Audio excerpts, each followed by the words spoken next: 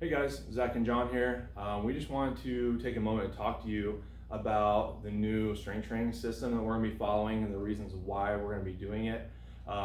We've been talking a lot over the last few weeks about how to better prepare our athletes, how to help you guys improve a little bit more and reach some of the goals that you're all trying to hit. And we think that this new system is going to help quite a bit. And we're also going to talk a little bit about diet, because I know that's a really big part of what you guys need, but yet so many of you fail to actually put the work into. All right, so I'm going to let John kind of talk about our new system and talk about the diet part of it, and then I'll finish up with some words. So I'll start by kind of explaining how our new workouts are going to be, and then I'll go into explaining why they're going to be that way.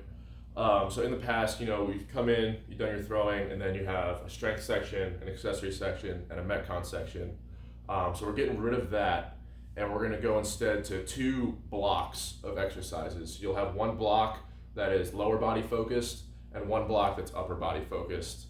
And the lower body block is going to progress gradually from explosive lightweight stuff into like a heavy strength lift like the deadlift or the squat. And then there'll be a couple accessory movements in there. And then the upper body block will be the same thing. Start light and explosive, and we'll work our way into a heavy lift like a bench or a row, and then a couple accessory movements. And then at the end of the workout, there'll be a conditioning block, which I know is not everybody's favorite, but it's very important to your training. There's a lot of scientific evidence that show that people who have better aerobic capacities and more efficient energy systems recover faster and more completely. It's going to make your arm recover faster after outings. It's going to make your muscles recover faster after lifts. So it's just generally going to help us prepare better for the next time we have to do something. So I know it's an easy thing to skip, but please don't, because that's a very important part of staying healthy and preventing overuse and fatigue injuries. For the workouts, you can do either the upper body block or the lower body block first. The order of it doesn't really matter because they're completely separate. But that's just a heads up on the new system that we're going to be running. And then I'm going to talk a little bit about why we're running it that way. So first things first, there's this thing called the strength speed continuum when it comes to exercise and like functional strength. On one end of the spectrum is absolute strength. So absolute strength is like your power lifters, the guys that can deadlift 600 pounds, the big strong lifts, bench, squat, deadlift, all that kind of stuff. And then on the other end of the spectrum is absolute speed. Your Olympic sprinters, your high jumpers, guys that are super explosive with body weight stuff. And then in the middle, there's strength speed and speed strength, which are combinations of the two. One leans one way or the other. So the new workout system is going to have one element from each of these sections of the spectrum in each block, right? So say we're doing a lower body block. We're going to start on the absolute speed side of the spectrum, all right? And so our first exercise in that block is going to be an absolute speed exercise, something like a broad jump, a vertical jump, a sprint, some sort of explosive body weight exercise that's going to help our legs be powerful and explosive and help us be functional athletes, all right? And then we'll move to the speed strength, which is something that's weighted or loaded, but still in a light weight or a light load, and we're still trying to be explosive. So that'd be like a med ball slam or a weight vest body squat jump, something along those lines where there's some sort of light weight, but still an explosive movement. And then we get into the strength speed section, and this is heavier weights, still an explosive functional movement, but obviously loaded a little bit heavier. So this is where like our Olympic lifts are gonna fall. Hang cleans, dumbbell snatches, split jerks, things along those lines where there's a heavy load, but the focus is still to be explosive and powerful. And then on the absolute the absolute strength side of the spectrum, that's when we get into our conventional lifts, like I said, deadlift, squat, bench, those kind of things.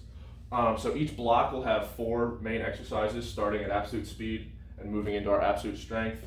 And then afterwards, there will be 2 like accessory movements, kind of like we've done in the past. So each block will be 6 exercises long. And the reason that we're switching it this way is because this spectrum applies directly to pitching mechanics. Each aspect of your pitching delivery can be directly correlated to one of the areas on this spectrum. The first step of our pitching delivery is hip hinge and driving off the rubber, right? And that correlates directly to absolute strength. How much force can you produce in your back leg through your hip hinge and your drive off the rubber, right? How strong are your legs? That's absolute strength. We get into strength speed, where we're talking about moving a heavy load explosively. That's your triple extension, your rotation into foot strike, where we begin to really be aggressive and explosive in our delivery. All right, those are your hang cleans, your split jerks. That's using your strength that we built up in the deadlift and the squat and being explosive with it, right? That's where we transition from our hip hinge and our drive off the rubber into our triple extension and our rotation into foot strike. Then we have speed strength, right? That's typically our rotation after foot strike. We're already in foot strike, we're in cocking phase. Now we gotta complete our lower body rotation and we have to begin our trunk rotation. Both of those things are gonna be on that speed strength side where we're being quick and explosive. We're not really loaded up with tension anymore, so there's no real strength element of it, but there's still that explosiveness and having to move our body weight around. And so that's where we get into the speed strength and closer to the absolute speed spectrum. And then absolute speed, you get your arm speed, your hand speed through release. That's where our arm starts to accelerate and drive the ball through the zone. There is an absolute speed component to the whole thing because obviously you're trying to be explosive throughout the whole delivery, but it mainly applies to shoulder, elbow, and hand speed through our arm path, right? So there's a portion of this spectrum that applies directly to each component of delivery, and so training each section of the spectrum the way we're going to be moving forward is going to directly correlate to more explosiveness and power in each of those sections of the delivery. So hopefully the new structure can give you guys a little more direct correlation to progress on the mount. Do you have anything to add on that? Yeah, I was just gonna say, like, so many of you guys, because you're young guys, you're thin, you're pretty fast twitch, you're quick, right? Obviously we fall more kind of within this realm. We need to figure out how to obviously get more to the middle so that we have a significant amount of strength to be able to support what we're doing. It's like so many of you guys can push really well, but then you don't stabilize on your front leg, which is going to be pretty detrimental to your mechanics and your efficiency as far as throwing. So again, pitching is a combination of everything here. You can't just focus on one aspect of it. You can't just go to the weight room, do power lifts, just as much as you can't only do plyometric and speed work and expect to get the most out of yourself. Yeah. So along with the lifting and the working out, there's a nutritional component. A lot of you guys just don't have the size to throw as hard as you can. Or be resilient. Or be resilient and avoid injury, right? Yeah. So you can have the best mechanics in the world and you could be strong for your body size, but if you don't have the physical mass and size to go along with it, you're either not going to be maximizing your performance on the mound, or you're going to be getting hurt because you're going to be running too fast for what your body can handle, right? So there's a huge component of nutrition and gaining muscle mass to go along with this and supplement this, right? And so the two main things I want to emphasize with the nutrition is what it takes to put on 1 pound, okay? 3,500 calories is 1 pound, right? So say I burned 3,500 calories in a day, I would have to eat 7,000 to get a 3,500 calorie surplus to gain 1 pound, right? So obviously eating 7,000 calories in a day is not very realistic, but what we can do is break that down into 500 calories per day for 1 week, right?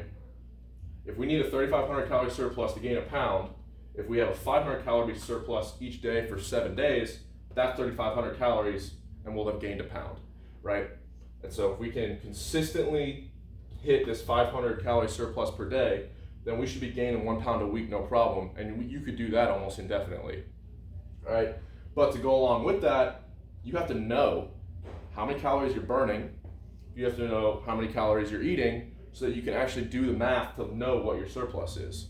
If you're just guessing, like, I had 3 meals and a couple snacks, so that's probably around, 3,000 calories for the day, right? And you don't actually know, then it's going to be impossible for you to know if you're at your 500 calorie surplus, all right?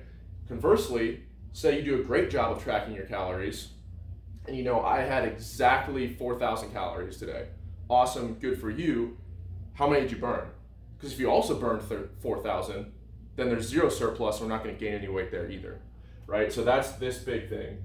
Know to grow, all right? You have to know exactly what you're burning and what you're consuming in order to gain that size. All right, so you guys need to do a much better job of being on top of that knowledge so that you can make sure you're hitting our calorie goals for the day. All right, so get an app that tracks your calories. Go on Amazon, get a $10 Fitbit that tracks how many calories you're burning. Okay, for a free app and a $10 Fitbit, you can know both of these things. So go take care of that and be obsessed with these numbers. Quite honestly, you have to be. If you want to gain weight consistently, you have to be obsessed with these numbers. You have to consistently eat 500 more calories per day than you're burning. If you do that, I promise you will gain weight. Okay, there's no secret to gaining weight. If you eat more than you burn, your weight's going to go up. For those of you that think you have a hard time gaining weight, like, oh, I'm just a skinny guy, fast metabolism, I can't gain weight, it's because you're not eating more than you're burning. That's straight up. There's nothing else to it. You have to know these numbers and hit these numbers, and you will gain weight. I promise. I've been there. When I graduated high school, I was 6'5", like I am now, 170 pounds. I was one of those guys that thought, dude, I'm just a fast metabolism, I can't gain weight, blah, blah, blah, blah. Until I realized I can gain weight, I just have to eat the correct amount, all right? So stay on top of that, and I promise you'll see results. How much weight did you gain in that one winter? So like, what was it, 2 winters ago, right? Yeah. 35 pounds? Yeah, when I got drafted, I was hovering right around 200.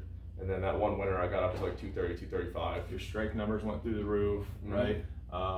You were a lot more aggressive, you're a lot more resilient, and now you can sit a lot higher in velocity more often and recover much better because of it. Right. But that's the thing I want to finish on is like, so many of you guys come to us and ask for our help, right? Whether it be a mechanical thing, diet, or in the weight room, right? And just quite, being blunt and honest, which you guys know I am, most of you are doing the bare minimum. You check off the boxes. You're not trying to go above and beyond everyone else around you, and there's no way around that, right? If you're not, like John said, like a psycho about keeping track of this, if you're a skinny guy and need to gain mass, well, then it's probably not going to work too well. If you're not crushing the weight room and living in there, you're probably not going to get the most out of yourself. And if you do happen to have a chance to move on and play, you're not going to be able to keep up with those guys who are more advanced here, right? I mean, it's just what it boils down to. From a mechanical standpoint, I think a lot of you guys think you can come in once a week and that's enough to work on your mechanics. If there's something that you need to specifically work on that we talk about, in my opinion, you should be working on it 2 or 3 times a day. Obviously doing it intelligently and doing it smart enough not to burn out and hurt yourself. But so many of the drills that we do, you can absolutely focus on just your body, not throwing the baseball, and you need to try to pattern those things better and do thousands upon thousands of reps so that we can make it more subconscious when we get out on the mound and just focus on throwing hard and attacking the zone and executing a pitch as to thinking, oh, I'm not throwing very well, I've got to do whatever mechanical cue that I've been working on, right? That just means that you're not fully invested in that pitch and you're pitching somewhat distracted, and you will not be successful that way. So for us to be able to continue to have success, for everybody to continue to move on and develop, I want to see guys doing a much better job of getting in here and doing their work and going hard when they do it, not just checking off the box, but actually getting something out of it, understanding why and how it relates to your delivery and your pitching mechanics, I think is a huge part of it. And then here, right, the nutritional part. I mean, it's pretty easy to do, but you guys just aren't motivated enough a lot of time to actually do the work, okay? And the same thing goes for like the mechanical side, right? I let you guys come in as much as you want to, right? And you can literally live here if you choose to. And there's so many of you that I think take advantage of that, and you think like that, oh, I have practice, I can't come in and do mechanical work. I mean, coming from a current pro guy and an ex-pro guy, like as a pro guy, you are doing strength training and you're doing mechanical work or working on your pitches in a bullpen before the game starts every single day. And then you might have to, as a relief guys, like you might have to pitch later that night. There is no reason why you guys can't come in, do your strength training, do mechanical work, and then go to practice or go to a game. Again, you just have to be intelligent about how you're going about your business and not burn yourself out so that you're sore, fatigued, tired, and can't perform, okay? So we just want to make that point. You want to add anything else? Yeah, just from like an in-season schedule perspective, like Zach was talking about, if you get into pro ball, our games started at 7 p.m. I got to the ballpark at 1 p.m. That's 6 hours beforehand of stretching, throwing, mechanical drills, flat grounds, meetings with coaches, meetings with catchers, preparing for the game, and then sitting in the bullpen for 2 hours until the seventh inning when it was my turn to go. There's absolutely no excuse for not having the time to get in here before a game or before practice and work on some stuff. During season, I'm throwing at 3 in the afternoon, long toss, at a flat ground, and then throwing max effort in the game at 8 p.m. And potentially doing it for days. And potentially doing it 2-3 days in a row, taking a day off and then doing it 2-3 days in a row again. So you guys need to understand that, yes, there is a limit to how much you can do before you burn out and hurt yourself. None of you are anywhere close to that limit. Get in here, get the work in, do the reps, and get better.